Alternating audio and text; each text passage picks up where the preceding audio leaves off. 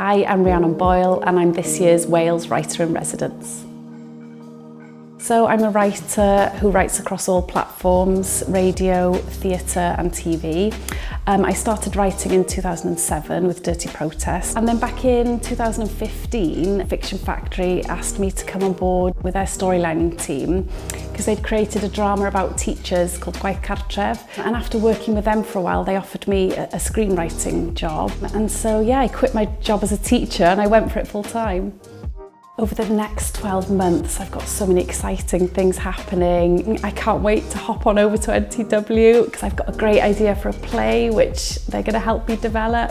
My Radio 4 commission is going to be on the 7th of August and I just can't wait to hear that coming to life. It's just going to be amazing.